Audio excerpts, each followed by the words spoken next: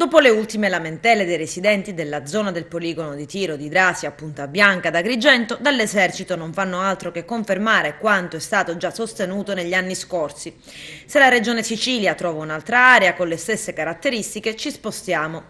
L'esistenza dei poligoni di addestramento è necessaria per la sussistenza delle truppe sul territorio. Se non ci sono luoghi per le esercitazioni, le truppe non possono esistere. E continuano i militari, come è stato già concordato per rispetto del territorio e dei flussi turistici, le esercitazioni cesseranno per tutto il periodo estivo. Ed ancora una volta l'esercito, così come ha sempre fatto in questi anni, non soltanto garantirà la pulizia dell'area, pulizia che è stata totale perché i militari hanno rimosso non solo quanto gli appartiene, ma anche rifiuti come amianto e tonnellate di sfabricidi da demolizione. Punta Bianca, quando l'esercito si è insediato dopo la guerra, era un'area deserta, poi letteralmente ha cambiato i suoi connotati.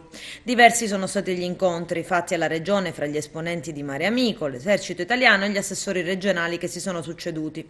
La regione aveva assunto l'incarico di cercare un'altra area con le stesse caratteristiche. Siamo lo Stato, è stato ribadito dall'esercito, se esistiamo è perché abbiamo un posto dove poterci addestrare. Fra l'altro hanno tenuto a riconfermare le esercitazioni con i colpi di cannone si sono ridotte a 2 o 3 giornate la settimana.